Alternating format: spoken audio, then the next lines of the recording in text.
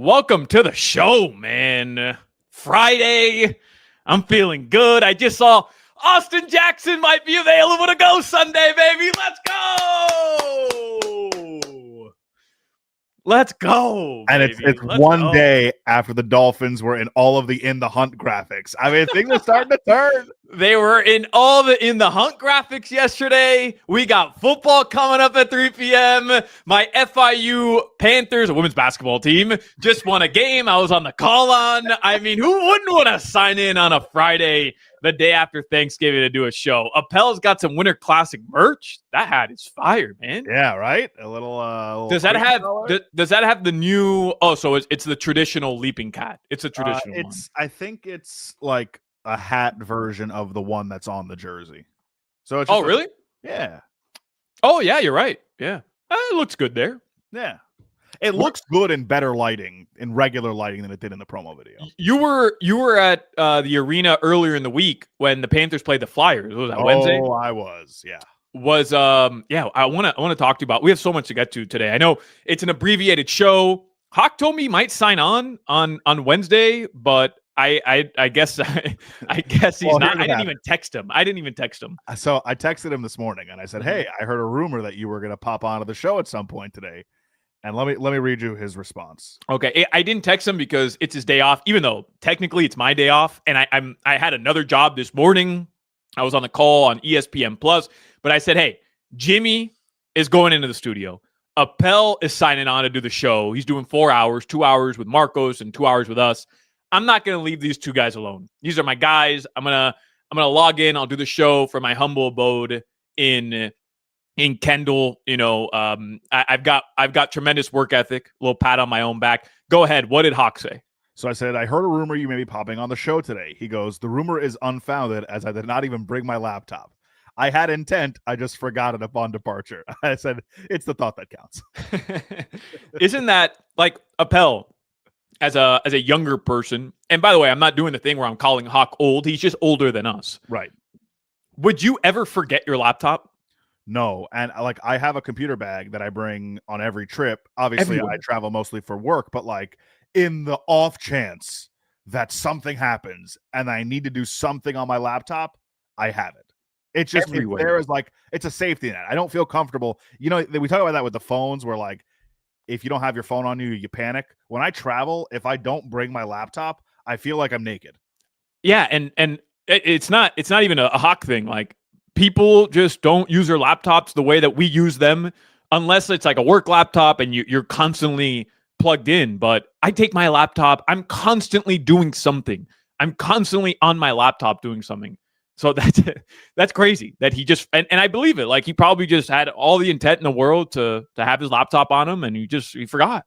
Now, if you were going out of town and you said you were going to pop onto the show. Oh, well, that's why I brought it up. And then forgot your laptop, how would he react to that? Because I imagine the whole hour with the grace that we are handling it. The whole first hour would literally be me getting crushed. I'll leave to a Heat game sometimes and like forget to just tell Hoch, "Yo, I'm out," and then he'll do 30 minutes on. Normally he tells me. Solana just pops off. He didn't prepare headlines. He did. All right.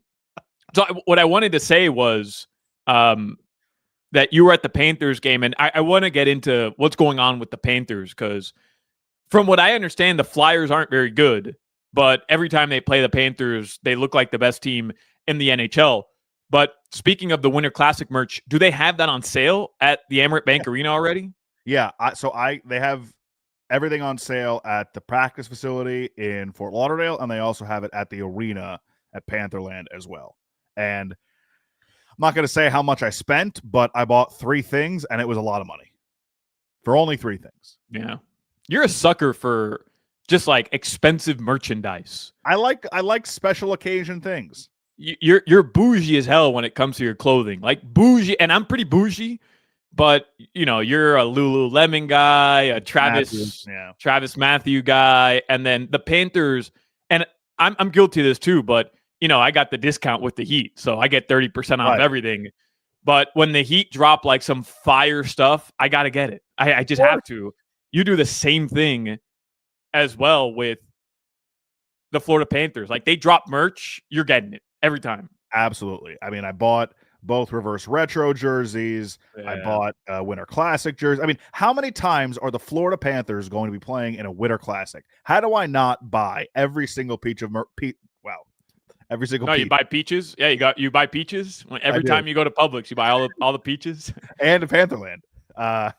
So yeah, I mean, how do you not take advantage of this once in a lifetime event the Panthers are participating in? Yeah.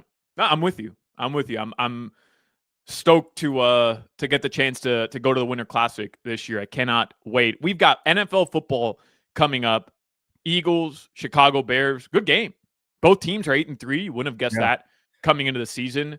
So Appel and I are going to take you up, and Jimmy, until 4 p.m. And then after, you're going to get Florida Panthers hockey starting at 4. We didn't book any guests today. Just full disclosure to everybody who's tuned in. And if you're working, I apologize, but you can rock with us until 4, because I just figured we're gonna BS a little bit today. I want to talk about the football games from the other day. The Heat are going to play the Pistons tomorrow, but depending on what happens tonight, I guess this could count as your headlines. Depending on what happens tonight in the final cup games, and I'll tell you later on in the show, Appel, what we're rooting for. But depending on what happens in the cup games, the Heat might advance as the winner of East Group C or as the best wild card team as well. They basically just need the Bucks to beat the Knicks, right? Is that what it comes down to? If the Bucks beat the Knicks, then the Heat win the group because they have the head-to-head. They'll end 3-1 just like the Bucks, but they'll have the head-to-head over Milwaukee. They beat them the other night. So, yeah, I mean, that's best case scenario. The thing is, I don't know if Giannis is going to play.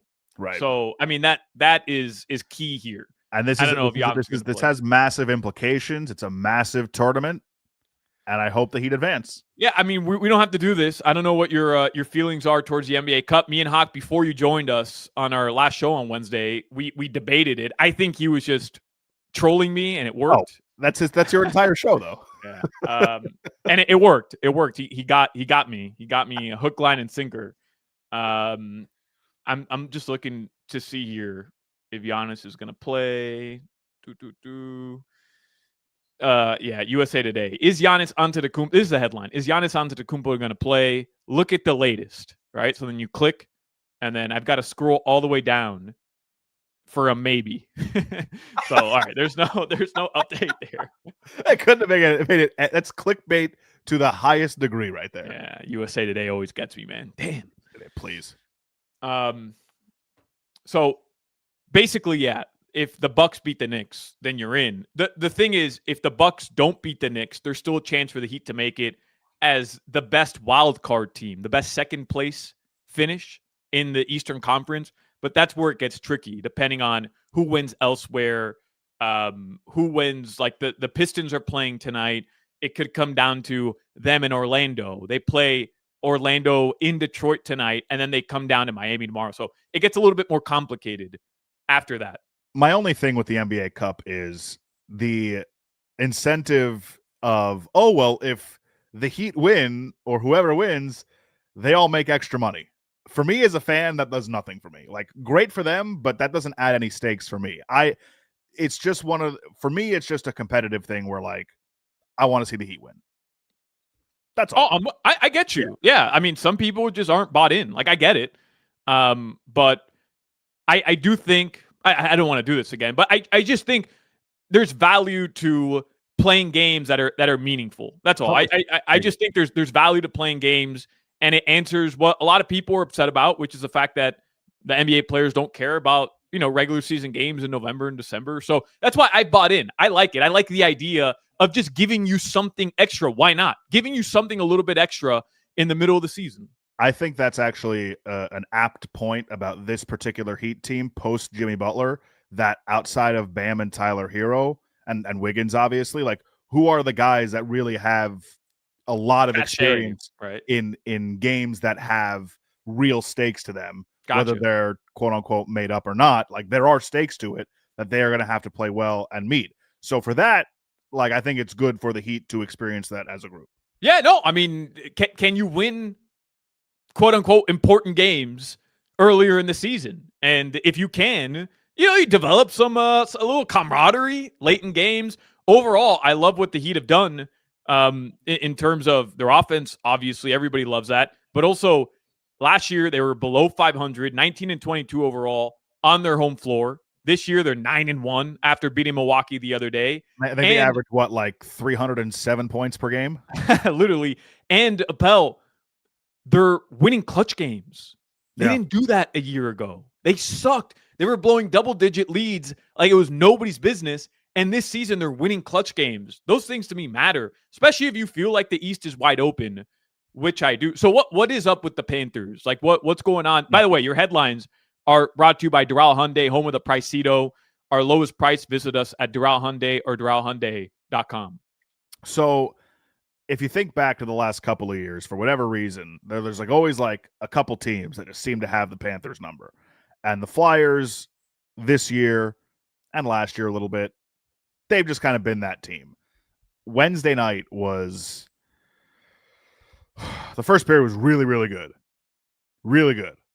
Second period, Flyers came back, controlled more of the play, but you figure that was going to happen because the Panthers had the ice tilted in their favor the entire first period. I mean, Jimmy knows. He was there, what, 3/4 of the way through the second period, Jimmy? So you saw? Yeah. That was a joke because I thought you were late to the game, but you made it on time, apparently. I didn't make it on time. And in the third period, the Panthers should have lost. Like, the first period, the Panthers should have left the first up like 6-0. The third period, the Panthers should have given up like 6 goals. The first 5 minutes, I've never seen anything like the Flyers had multiple open net opportunities and put them wide or missed the net or hit the post, or Bob made a big save. Didn't make a lot of them, but he did on a couple of occasions. And then the Panthers like never really generated anything in that third. And so you had a missed slash on Gustav Forsling with a less than a minute left on a zone entry by the Flyers. And then Aaron Ekblad takes a wrister right off the shin and goes down. So they're basically playing with 4 players, and one of them doesn't have a stick. And there was a screen out in front, chaos, and they were able to get one by Bob. And then just they couldn't. They didn't even get the opportunity to pull Bob for the empty net. And the Flyers scored right after that. It's game. There are no big games in November unless there was an NHL Cup. Then there would be big games in November, but there's not. So they just got to stay right around the playoff line. They're like 2 points out right now. I think they're fine. That's it, right? Like big picture for the Panthers here. Yeah. Stay in contention. Yeah. Get some bodies back later, and kind of win the final months of the regular season, and just make sure you're in the playoffs. They'll be fine. And look, if you look back the last few seasons, Bob, notoriously slow starter in October and November. Notorious for it. So hopefully he's able to turn it around. I don't think anybody's concerned about Bob. No. Come April, May, June, nobody's going to be concerned about Sergei Bobrovsky. I'm in such a tough spot with this team, though, because like as frustrated as Wednesday was, like they've banked so much. I mean, is it possible to bank more goodwill than the last 3 seasons? I don't know that there is. No. Am I going to lose my mind over a November loss? That it's a bad loss, but am I going to lose my mind over it? No. But we used to do the same thing. Like I remember with the Big 3 Heat, Appel, every single game. The first year was unlike anything I've ever experienced. But 9-8, woof. It makes sense that first year, right? Because the expectations were 73-9. Like that's what people were saying had to happen with the team. You put LeBron and Wade and Bosch and the Big 3. But even after that, even after they won the title, I remember that 2012-13 season. So after winning the title against OKC, every game felt like the biggest game ever in the history of the franchise, because if they lost, right? Let's say Bosch had a bad game, then people just start the narrative of, hey, trade Bosch or bench Bosch. He's better off the bench. Wade had a bad game. Well, LeBron needs to force the Heat to put Wade off the bench or trade Dwayne Wade. His knees can't hold up. And then they win 27 straight games. You know, like every game felt massive until they just didn't. Part of that, though, is the Heat had a track record of success and being like the gold standard for South Florida sports organizations, and arguably one of the most well-run teams in the NBA. And the Panthers, before Barkov really became into his prime. 6 seasons ago. 5-6 seasons ago. 2016 with Gerard Gallant, when they went to the playoffs with Barkov, and you kind of started to see, all right, like there is something there. before, I mean, even a couple years after that, really until Bill Zito took over, like they were known as a joke. I watched, and this tells you a lot about me. My YouTube algorithm has been feeding me full throwback Panther games from like the early 2010s, mid 2010s, and it threw at me a Saturday night Panthers Sabres in 2014. And this Panthers team didn't make the playoffs, but they finished 91 points. They were solid. It was mid-December, a Saturday night, and I press play, and that building could not have been emptier. Like, it was silent in there. And you compare that to now, it's the expectation. It's not the expectation. It's just the track record of the two organizations where, like, anything the Panthers do from here is gravy. And for the Heat, they had that standard that they had set for themselves. Now the Panthers going to have that a little bit. Well, it's a difference between like, hey, are you satisfied with 2 Stanley Cup titles for the next 20 years? Or are you trying to be a team that's in it every year? And I think at some point, Appel, there's going to be like that drop off, even if it's for a season. It could be this year, right? But it's not even that the franchise isn't being well run. It's just a reality of injury and how many games they played. But I don't think we're at that point yet where you're just going to kind of write off this season. I don't think it's fair, especially. I mean, you're getting Kachuk back. You're getting how many guys are injured right now that are going to be back towards the end of the season? They're literally missing their 2 most important players. Right.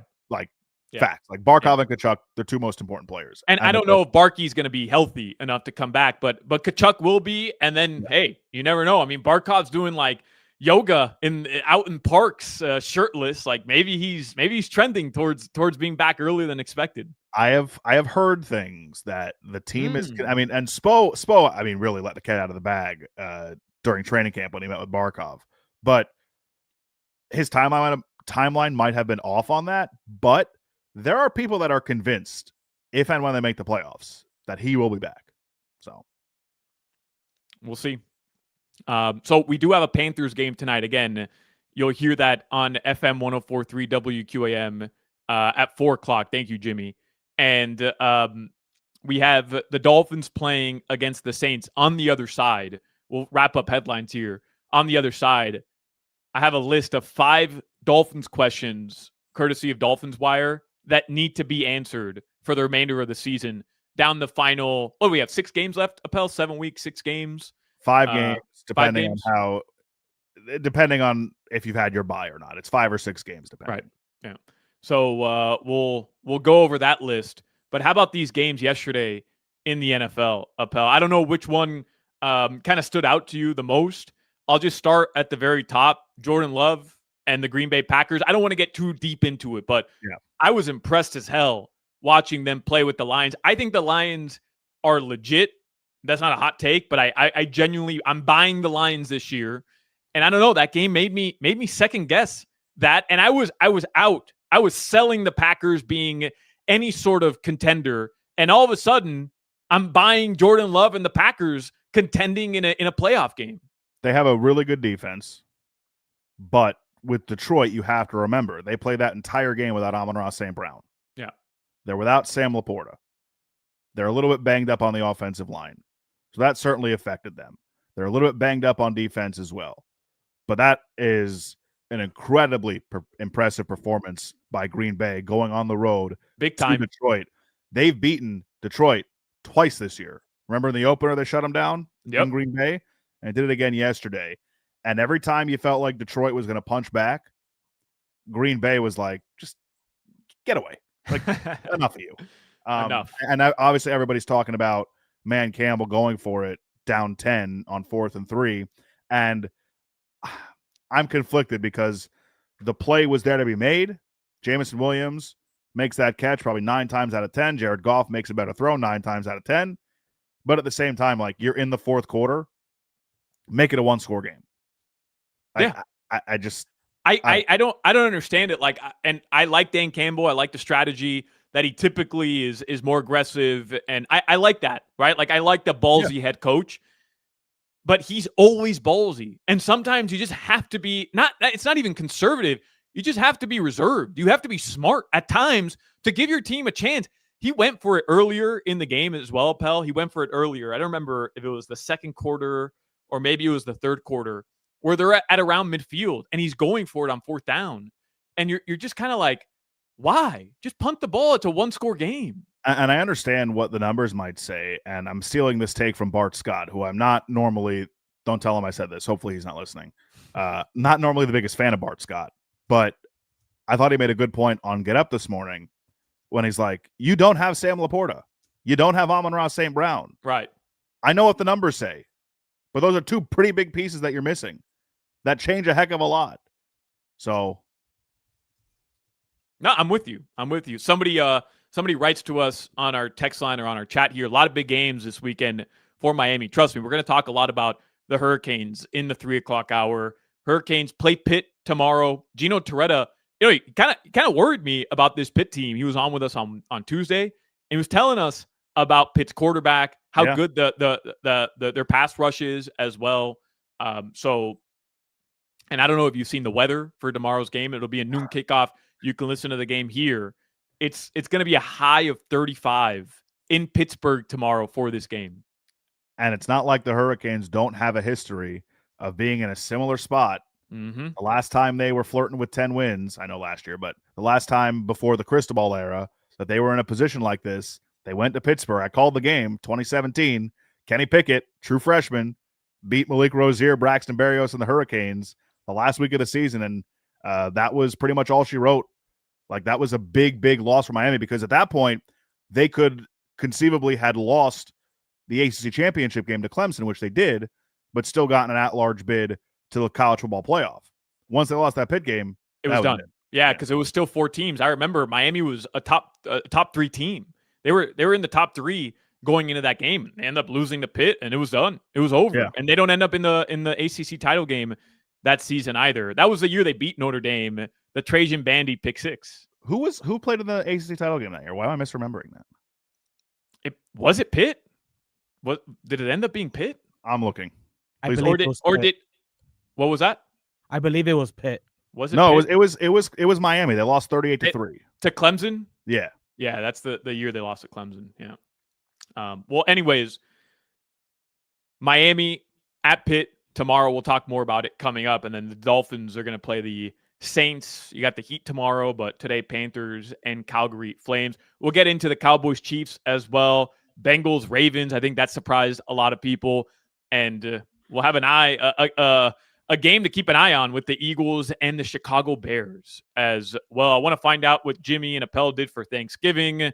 A lot to get to here. It's a abbreviated edition of the Hochman, Crowder, and Solana show. Shout out to Josh Appel for sticking around and doing a couple hours with us. Shout out to Jimmy for being a trooper, despite, I'm sure, several plates of turkey last night and coming into the studio. I want to hear about his birthday at the arena on Wednesday. And what he did after. And what he did after, that's right. Your weather, it's sponsored by Chill Zone AC, featuring reliable Root AC systems. Make your AC great again. Visit chillzoneac.com. Kind of cold in Miami. I mean, it's not 35, but sweater weather. Chilly. It's sweater weather. That's right. Hoodie weather. It's in the 60s right now. Appel, Solana, Jimmy, take you up until 4. We're going to talk Dolphins, Saints on the other side. Hochman, Crowder, and Solana show take you up until 4. This is Hoch, Crowder, and Solana. I have this fantasy, I've had this for years, of becoming obese and bedridden and just watching TV all day and having people bring me food. WQAM.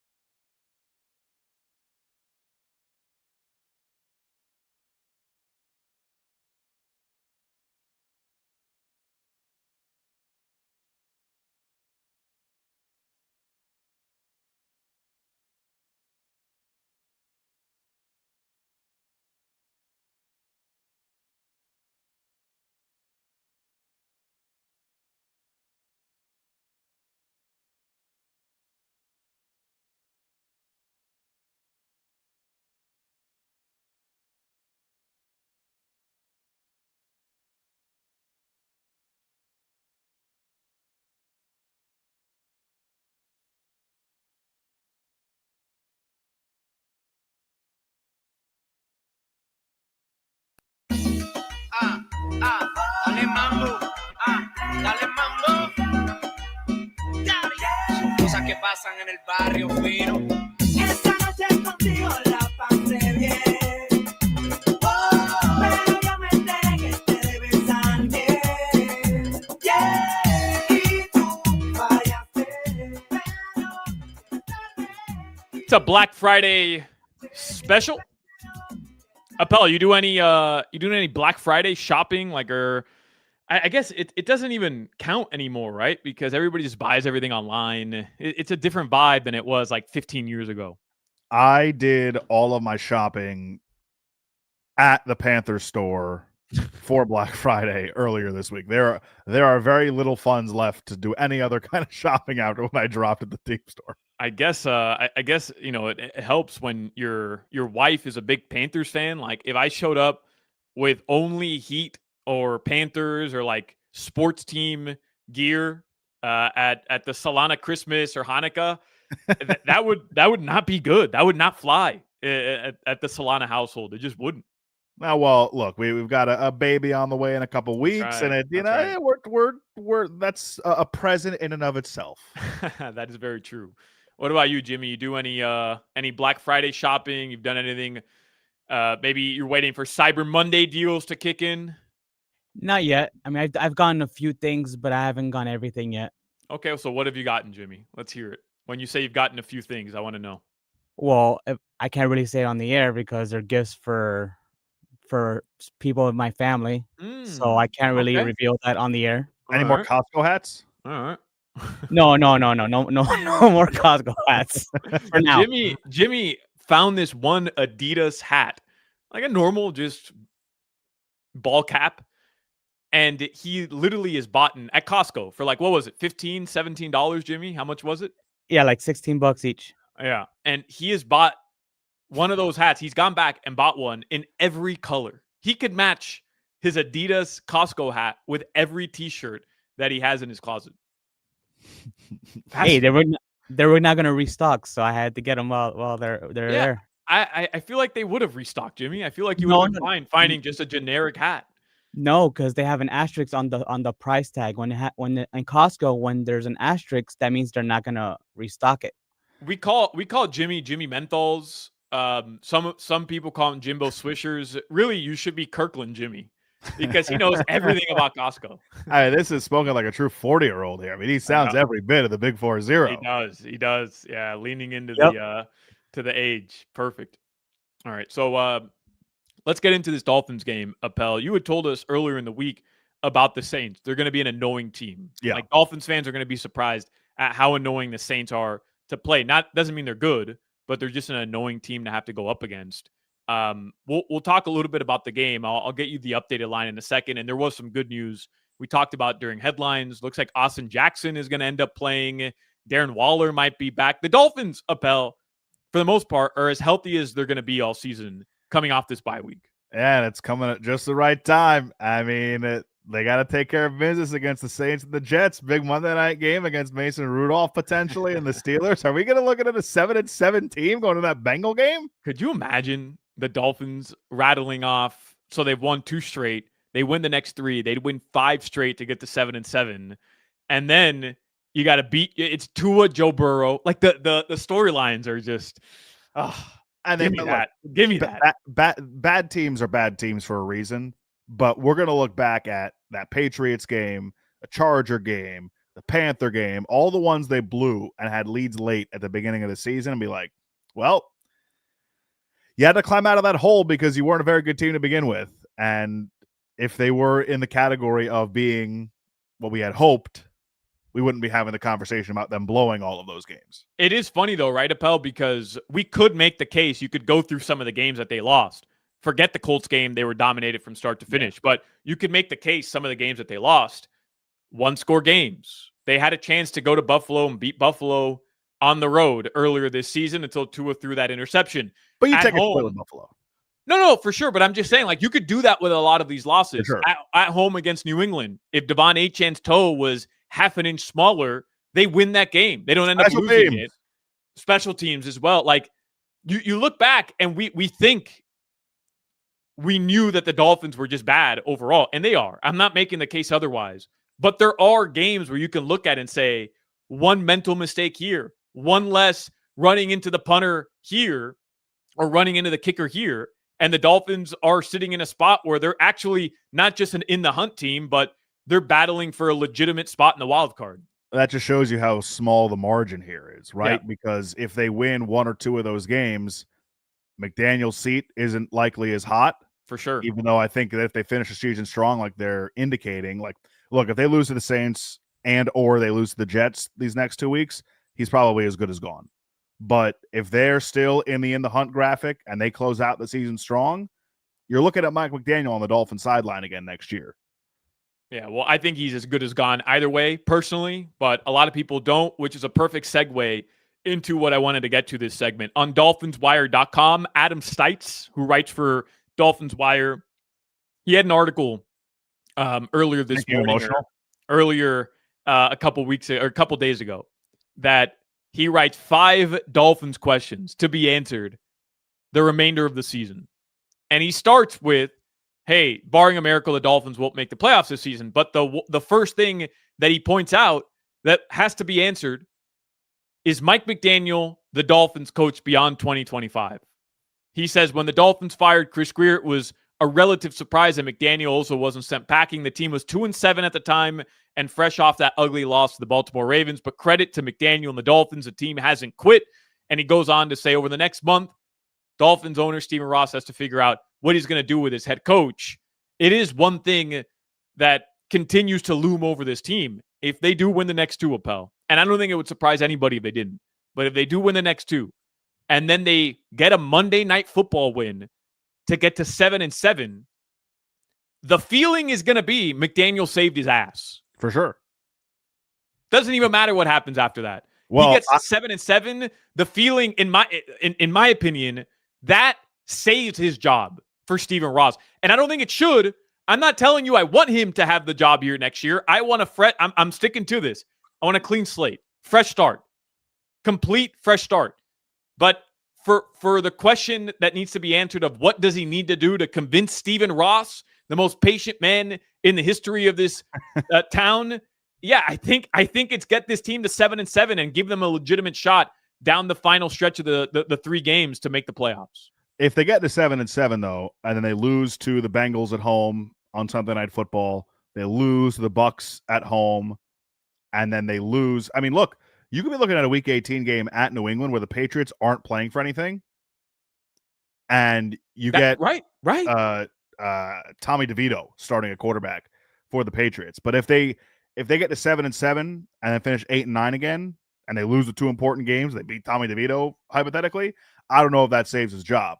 7-7 definitely makes it more likely, but it's just crazy to think about the roller coaster that he's been on this year, where he went from for sure hot seat getting fired, getting his job back, and then potentially, depending on how the final 3 games go, if they get to 7-7, maybe not. Yeah. All right. Well, it's going to be interesting, man, because I'm with you. It would be on brand for the McDaniel era, would it not, to lose the 2 important games? And it's the most on-brand Dolphins thing. It's the most Dolphins thing possible, which is this season was done, give you some hope, only to let you down at the end. But here, Appel, here's the thing that I think we're forgetting. Why not fire McDaniel a couple weeks ago? If he didn't, at the very least, consider his job still capable of keeping him. So I don't think Stephen Ross wants to get rid of McDaniel, and that kind of is in line with the reports from some of these national guys, Ian Rappaport, that they don't want to fire McDaniel. I don't think he wants to either. He just extended him very recently. Yeah. And we had Rohan on last week. It was last week, right? Yeah. And he is the first person I've really heard say, no, I kind of want to see the Dolphins keep Mike McDaniel. And to be honest, like, there's part of me that wants to see Mike McDaniel with a quarterback of his choosing and not someone that he was like having an arranged marriage with, because we saw what he could do with someone of the limitations of Tua Tagovailoa. I would love to see him be able to go into this draft.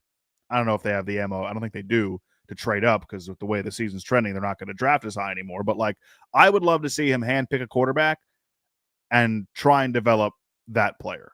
I really would, because I want to see what he's like with a quarterback who isn't Tua Tagovailoa or Skylar Thompson or Tim Boyle or one of these guys. It's the next thing on this list. Again, reading from Dolphins Wire, 5 things the Dolphins need to figure out by the end of the season. Is Tua Tagovailoa going to be back next season as well? We don't really even have to get into this. I mean, we've talked about this so much, Appel. But yeah, I mean, these are the 2 big questions, I think. And to be fair, to not make this, an anti-Tua thing, and because you know how I feel, which is I don't think he's capable of being a Super Bowl caliber quarterback. I just don't. And I could be wrong about that, but based on what we've seen this season, clearly his physical tools have been limited and he just hasn't played well. While the Dolphins have been winning these games, they're doing it without big Tua Tagovailoa performances. So while Mike McDaniel, these wins reflect the opportunity for him to save his job and prove that, hey, I can still be a worthwhile head coach to keep around. You're not exactly feeling the same way after these wins about Tua. No, and look, the decision's been made on Tua Tagovailoa. It's just whether or not the divorce happens in this offseason or next offseason. Right. Tua Tagovailoa will not be a Miami Dolphin after 2026. Full stop. It is either he's gone now or he's gone later. And it will all depend on whether or not they can find a trade partner for him. Because, like, early in the season when you're 1-6 and he's not playing well and he's atrocious and he's got all this noise self-inflicted from his own press conferences, I think you really think about it, right? Like, for 1 year, can we take the cap hit? We're not going to be good next year anyways, whatever. But now, like, his play has gotten, like, slightly better. And worst case scenario is, say you draft a quarterback and Tua is here for 1 more year. That's not the worst thing in the world, because then you get out of that cap situation after next season. So I don't think that it's, I do think the decision's been made. It's just a matter of if it's now or if it's later. It's interesting to say the decision has been made. I agree with you. I think the decision should have been made a season ago, but here we are. I want to finish this list coming up in the 3:00 hour. We still have got 3 more things that the Dolphins need to decide what to do before the end of the season. I'll look ahead to the Saints game with Josh Appel as well. Who are you? What broadcast are you working this weekend on Sunday? What game do you have? We've got Rams Panthers from Charlotte on Sundays. Low-key a good game. Panthers 6-6. Appel. Yeah, Panthers 6-6. They're a half game behind the Bucks, who are spiraling right now. Everybody's seeming to get hurt for the Bucks, but Matthew Stafford, what he's doing at 37 years old right now, crazy. 30 touchdowns, 2 interceptions.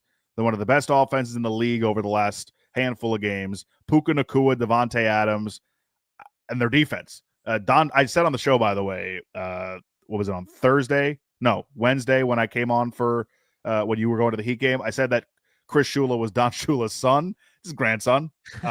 Shula's grandson has the number 1 scoring defense in the league.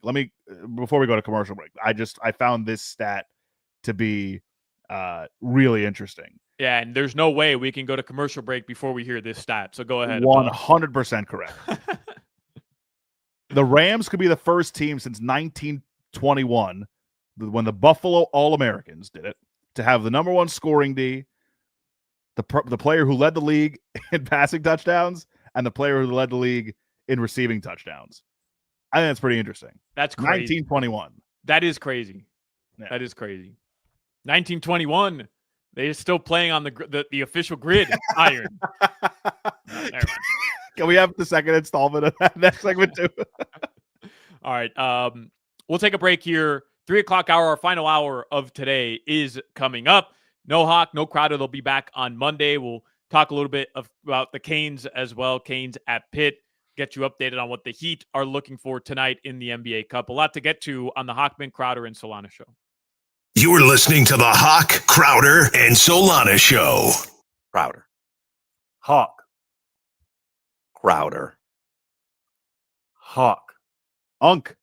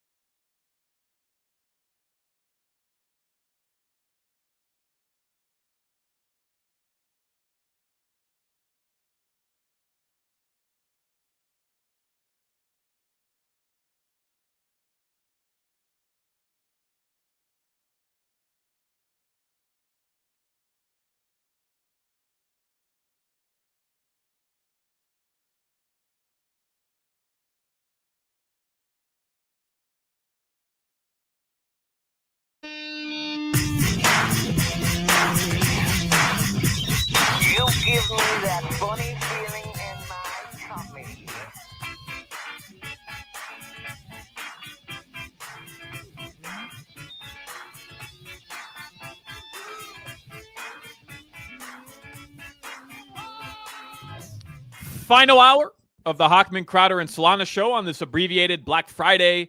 We've got Panthers hockey coming up next. We got the Calgary Flames at home. Doug Plagans, Billy Lindsay will be on the call. I want to get back into this list. Josh Chappelle is with us. Jimmy is here with us as well. I want to get back into this list that we were reading from the Dolphins Wire. 5 things or 5 Dolphins questions that need to be answered in the remainder of the season. So, Appel, the first 2 that we had is Tua Tagovailoa to the quarterback to build around, and will Mike McDaniel be the head coach next season? We know that. All right, let's get into the third one. Where will the Dolphins cut costs in the offseason?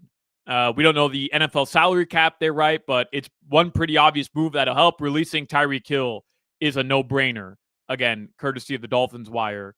I think we've talked about that a little bit, but it feels like Tyreek Hill probably will never suit up in a Dolphins jersey again.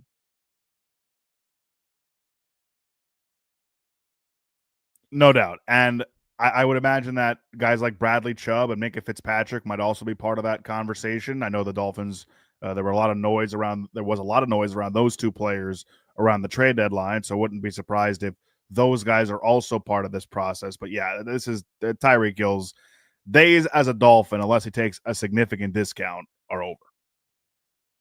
Bradley Chubb, Minkah Fitzpatrick, Jason Sanders, Alec Ingold, Tyrell Dodson, they write, are all players who would each net at least $3 million in salary cap savings if they were released. And not only that, but you're also not having to pay Jalen Phillips this offseason as well, because you traded him to Philadelphia. So they're going to be set up well when it comes to the salary cap moving forward. And I think it makes the job attractive for an incoming GM or an incoming head coach. All right, and then we'll move on here. Have any defensive backs earned another go in Miami? That's question number 4 that needs to be answered. Dolphins secondary, they write, was completely turned over during the 2025 season. Kendall Fuller was released. Javon Holland and Jordan Poyer exited in free agency. Jordan Ramsey was traded to the Pittsburgh Steelers. The lone returning face, what'd I say? Jalen Ramsey, excuse me. The lone returning face, Kader Kohu, suffered a season-ending injury in training camp. They write, in came cheap veterans Jack Jones, Rasul Douglas, Juju Brents, Ashton Davis, and Ife Melifonwu. Brent is under contract in 2026. The Dolphins will probably go a different direction than Davis and Melifonwu at safety.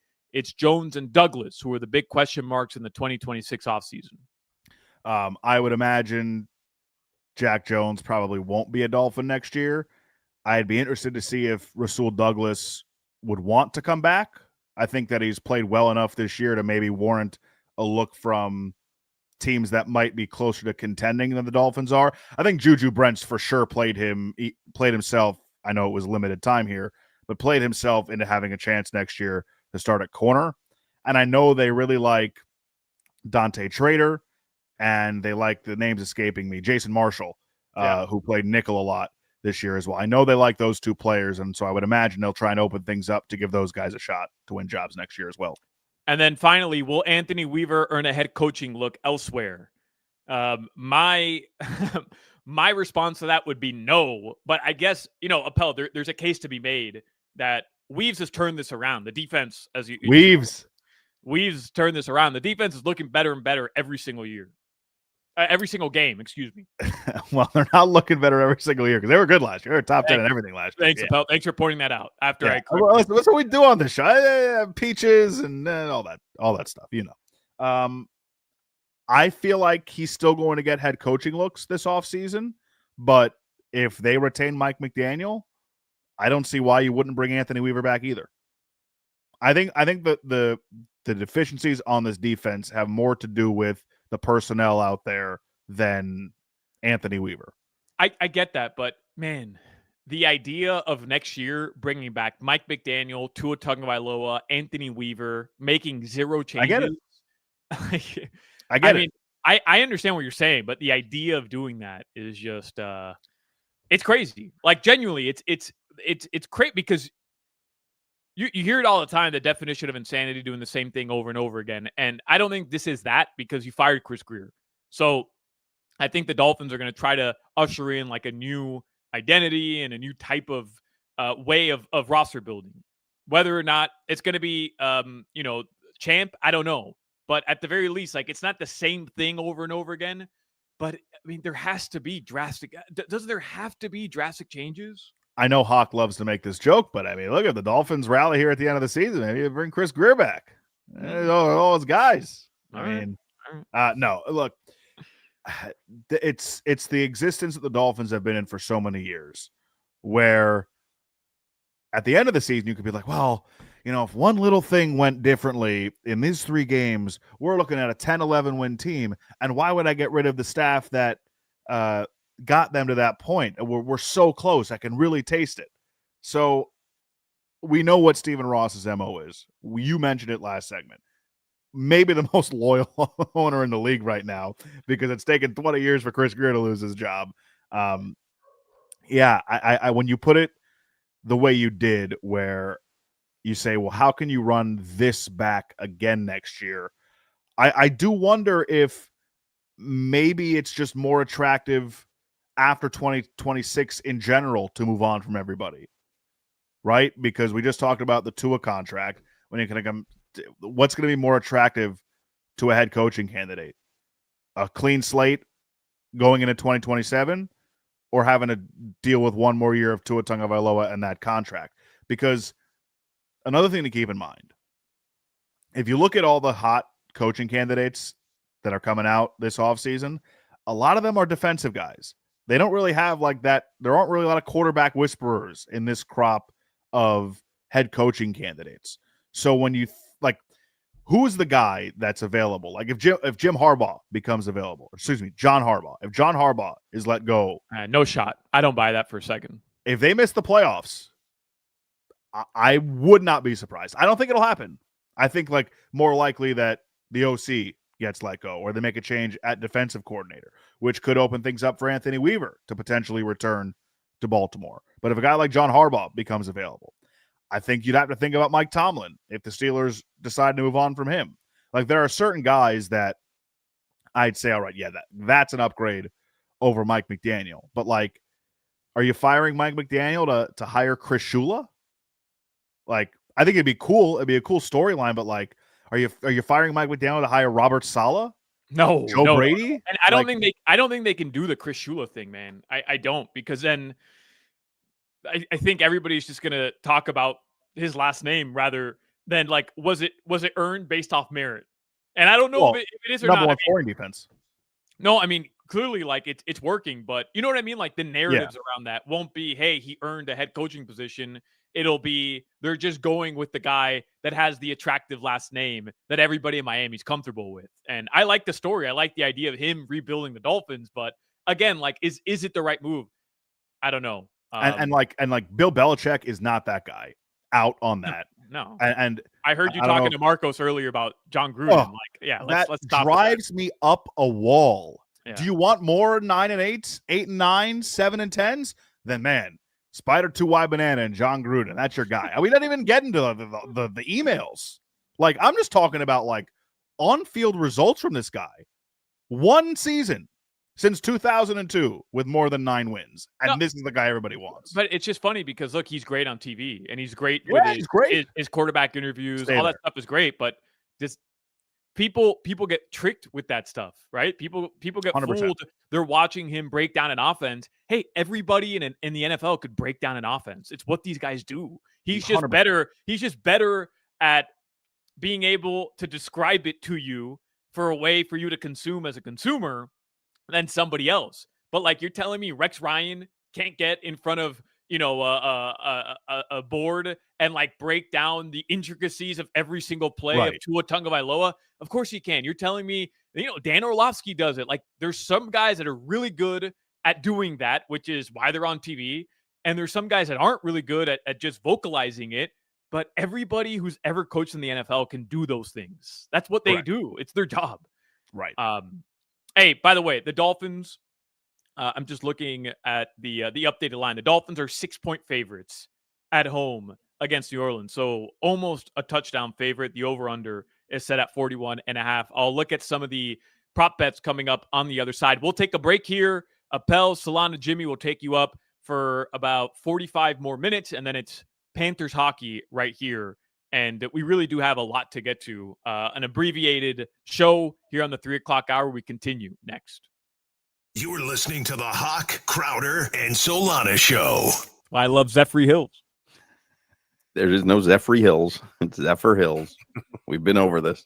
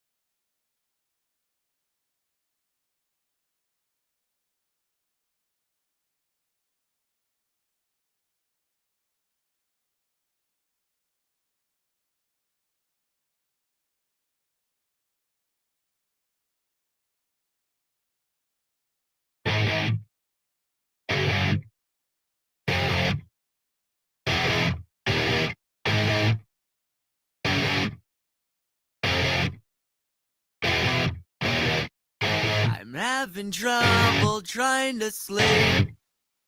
I'm counting sheep, but running out. Appel, Solana, Jimmy, with you By on this Black Friday.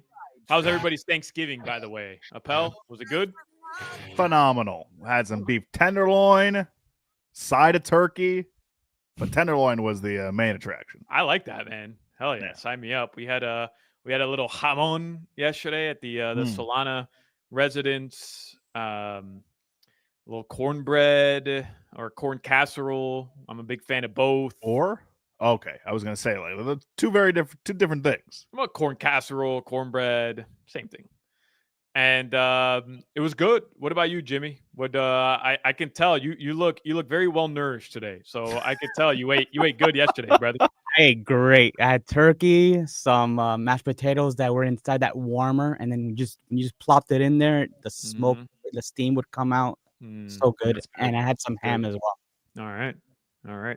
Jimmy has stayed true to loving Thanksgiving food. I can respect that because Hoch's been on for a couple years now. He's been on this like anti-traditional Thanksgiving mission, and I've kind of joined him because, I even brought it up yesterday at the dinner table. What are we doing? Eating turkey every year. None of us even really like turkey, and the turkey was good. It was fine. The gravy was fine. Like it's fine. I had a good meal yesterday, Appel. But would I have rather had like my favorite type of food that my entire family would prefer eating anyways? Why not? So I brought it to everybody's attention again. But I know what we're going to do next year. We're going to eat the traditional Thanksgiving dinner. But Jimmy, he likes what he likes. And I can respect that. He's not giving in to peer pressure. We also had a birthday cake as well. Cookie cake? Right. That's right. No, rum cake. Rake. What, Solana, was your family receptive to the idea or no? Yeah, I don't know. My dad seemed to have been receptive to it, but was he wearing a shirt? He was, yeah. My dad was wearing a shirt this time, but my dad also has ripped so many heaters that everything tastes the same to him, anyways. At this point. Well, like I was saying earlier, the turkey has somewhat turned into a side dish at Thanksgiving for me, and I feel like that's the happy medium here, right? You don't have to load up on turkey, have a couple of slices, but the main dish, again, for us, beef tenderloin. For anybody else, could be different, but I feel like turkey. The compromise here is. You have a couple slices as a side. What about as an appetizer? Have a little turkey, like make turkey the appetizer, and then let's have some lasagna. Let's have some good pasta, right? Let's have penne alla vodka. Penne alla vodka. Let's have chicken parm. Like let's eat something that we all love. Anyways, I hope everybody enjoyed their Thanksgiving yesterday, whether or not you had turkey. I hope you spent it with the fam and enjoyed it. Appel, you had texted us earlier that Alvin Kamara is not going to play against the Dolphins on Sunday.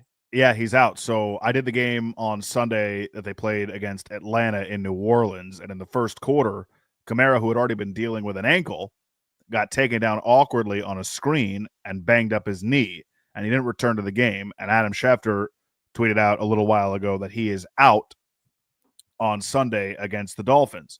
So they're left with a rookie running back, Devin Neal. I don't know if you guys remember the name Audric Estime, the old Notre Dame running back who's bounced around from Denver now to New Orleans since coming into the league. They're very thin there. They're a banged-up offensive lineman who isn't at this point, but they don't have Rashid Shaheed anymore. They don't have Brandon Cooks anymore. Chris Olave is very good, but outside of that, and Jawan Johnson, like there isn't much there on that offense. Dolphins, they were 6-point favorites, about an hour ago when we were just kind of looking at the line. That's since gone down. Dolphins are now 5.5-point favorites. Interesting. So a little bit of, I found that weird because that moved in favor of New Orleans after you texted us that Alvin Kamara is going to be out for the game. Just looking at some props here. Do you want to guess, Appel, just to stay true to our show, receiving yards for Jalen Waddle? Over 64.5. 73.5 is the over-under. Devon Achane receiving yards? Over 53.5. 38.5. Really? Receiving yards. Yeah. Receptions, over under on receptions. Chris Olave, 6.5. 5.5. Jalen Waddle's 5.5. I'm terrible at this game. Devon Achane, is at 5.5 as well. And then rushing yards, the only Dolphins running back listed, Devon Achane. You want to guess? Rushing yards, the over under set at 72.5. 80.5. Ah. 80.5. If you want a Really Devon Achane touchdown anytime is at minus 185. Taysom Hill is at plus 145. I like betting that because I like watching Taysom Hill come in, and it's just always chaos. It's always chaos. I love watching him come in the red zone. They had 2 possessions that got to the 1 yard line when they had first and goal. And on one of them, they ran a sprint out to the right pass with Taysom Hill from the 1 yard line. It did not work. It did not work. Oh, actually, I mentioned Neil and Estime. You're going to see Taysom Hill get some handoffs now because Kamara's out. Yep. All right. On the other side, I want to talk Miami Hurricanes. But before we break, let's transition here really quickly to what the Miami Heat need to happen today in the NBA Cup. It's the final day of Cup group play. The Heat don't play. They already played all 4 of their group stage games. The Heat finished at 3-1. They enter today with the top spot in East Group C, which means they would advance, but that could change if the Knicks beat the Bucks. So first and foremost, Knicks host the Bucks 7:30 at MSG. If the Bucks win, the Heat advance. Period. End of story. It's that simple. Bucks win, Heat advance. So we're rooting for the Milwaukee Bucks tonight. Always rooting against the Knicks, no matter who they play for. So that's easy, right? I mean, you get to root against the Knicks. You feel right at home as a Heat fan doing that, even if it means the Milwaukee Bucks are going to beat them, but it helps you advance. So first and foremost, you're doing that. However, if that doesn't happen, there's a couple other games we're watching. Detroit hosting the Orlando Magic. If Miami doesn't win East Group C because New York wins, they have the head-to-head over Miami, the Heat then have to be the best second place team, and they'll do so with point differential. Are you following along, Appel? Yeah. Which means Detroit can still lose to Orlando and win the wild card if they lose by 11 or less. So if you want Miami to advance, Cooper Moorhead put it best. If you want Miami to advance, you're rooting for New York to lose first. And if that doesn't happen, you want Orlando to win tonight over the Detroit Pistons or to lose by more than 11. Okay? So either the Pistons win or lose by more than 11. Yes. Are you going to do the math for me in real time? Oh, we'll have it all up tonight at 7:30. I'll be locked into these games. Fantastic. Baby. I can't wait.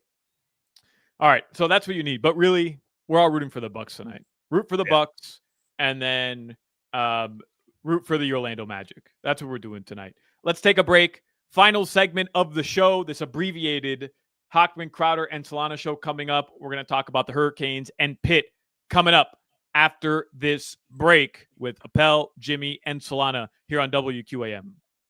You're listening to the Hoch, Crowder, and Solana show. 50% of the time I stay in hotels, I clog the toilet.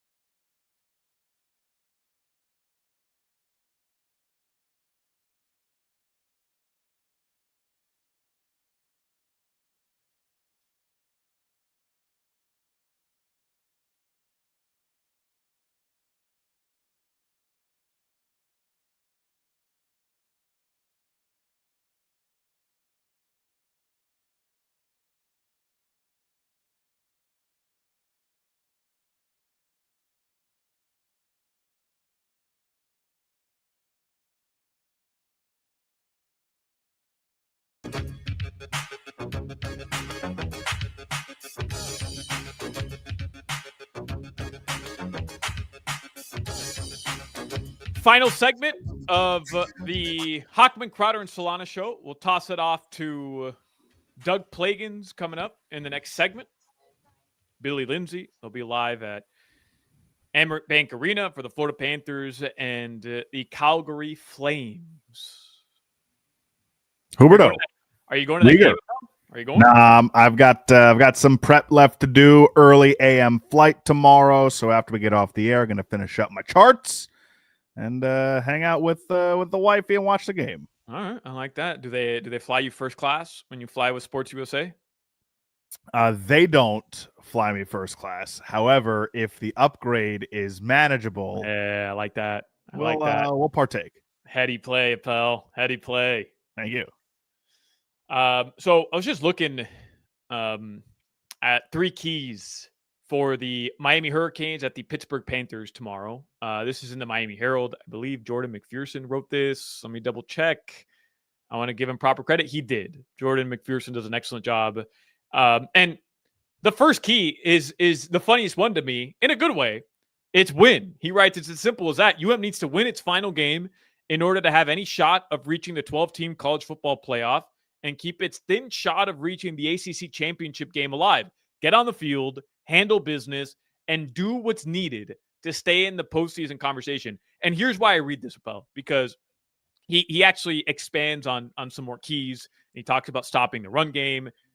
He says take advantage of a nearly full roster. And then he points out players to watch on both sides and why Pittsburgh can be a dangerous team.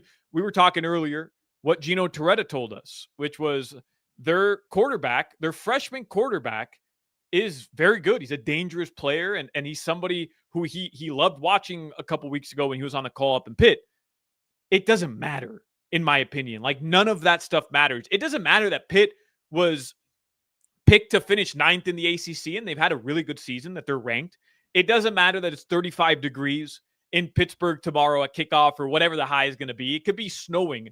None of that bleep matters, because if the Canes don't win this game tomorrow, the excuses aren't going to matter.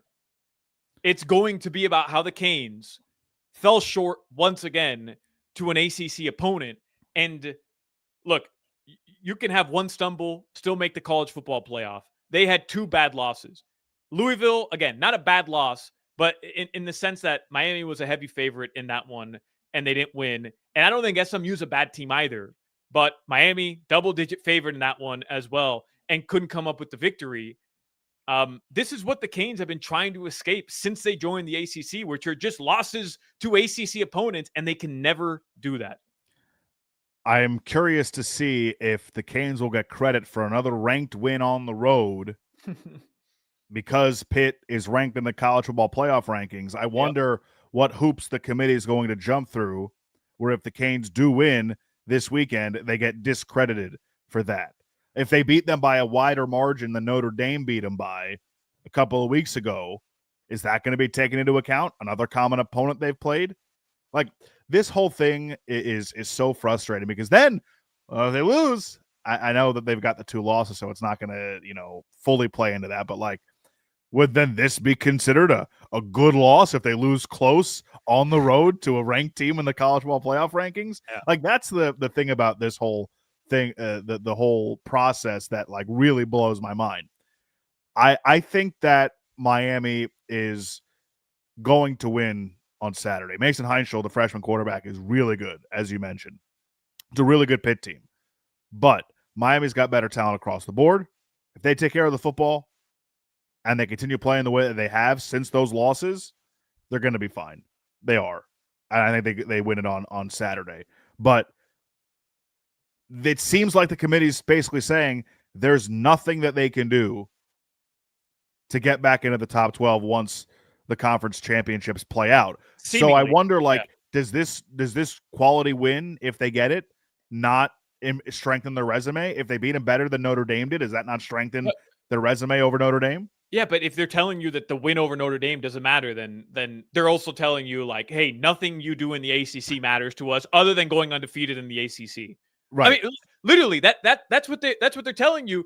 And look, I mean, this is why I'm saying for the Canes, none of this matters, right? Like, if they don't win, it doesn't matter, because you even have Danny Cannell on CBS Sports HQ yesterday saying that the Hurricanes deserve to be in over Notre Dame. Like, you have a strong enough case, I think, right now, and a lot of people backing up that case, that losing this game is a massive bummer. Because if the Canes end up being held out of the college football playoff, if they don't make the ACC title game again, there are some machinations, but it just seems like such a long shot that if it happens, like, we'll celebrate it, but it just doesn't seem likely to me. If the Canes are held out of the college football playoff and they win in Pitt, then you're going to have a lot of people pointing out a major, the major hypocrisy by the committee. I'd rather that, obviously, than losing to Pitt. Sure. And you want to have the legs to stand on. Of course. So, like, and you hear a lot of people say, well, Notre Dame looks like they're playing better since that Miami loss. Well, and they are. Yeah, they are, for sure. But they don't talk about how close the game was at halftime against NC State. They don't talk about how they struggled with Boston College. That was a close game in the second half. And the like, for years, I've heard people say, well, if you put Alabama and Georgia against one of these other teams on a neutral field, who's going to be the favorite? I don't give a crap. Like, we just talked about how Miami was a double-digit point favorite in 2 games that they lost this year. Play on the field. We saw Miami and Notre Dame play. We know what happened. Why does it matter that it happened in August versus now? I don't get it. It happened. Yeah. Did the games early in the season not matter, or only when we say they matter, they matter? This is a problem with college football, though, Pell. And really, it's the problem with Notre Dame being a team that gets to just not be in a conference, but be in a conference, and they are essentially given a spot in the college football playoff at the end of every year. And this is the problem that I have with it. And you know, this isn't an original take. This is what everybody's pointing out. So it's not like I'm not trying to sound revolutionary here. It's just obvious. As a sports fan, you grow up. Every single major sport, every single one in the NBA, at the end of the season, if you finish tied with a team, what determines whether you're above them in ranking? A head-to-head matchup. In the NFL, come the playoffs, if you're tied with a team and you played them, what's the determining factor, Appel? Head-to-head. In Major League Baseball, what's the determining factor? Head-to-head. Right now in the NBA Cup, the Heat and Knicks will finish with the same record if the Knicks win today. You want to know why? To tie it all back to the NBA Cup. The NBA Cup. You want to know why the Knicks will go in over the Miami Heat? Not because of point differential, not because of strength of schedule, not because of, well, they look better. No, because they beat the Heat head-to-head in the NBA Cup. So they're going to go in. Every single sport, Appel, every single one comes down to head-to-head in any sort of tiebreaker. Every single one. Why is college football the only sport that is telling you, well, it doesn't matter what happened on the field. What matters is our judgment call. And by the way, if that's the case, then what's the point of the Hurricanes scheduling good college football games, scheduling worthwhile opponents? Honestly, like, they should schedule. That's the argument that the SEC and the Big Ten makes. That's why Penn State plays nobody in their non-conference. That's why their best non-conference game this year was FIU, because they know that what really matters is how they get through the Big Ten. They have that brand, and they have the tough schedule.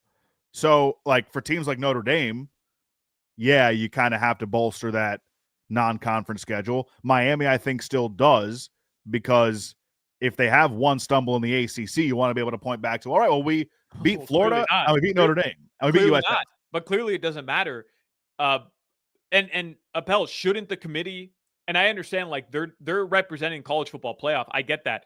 But the NCAA has to be able to let them know and say, hey, you're almost diminishing quality opponents playing against one another at the beginning of the season by taking this route. And I think that has to come into factor here, because if this happens to Miami, why would they ever schedule Notre Dame again?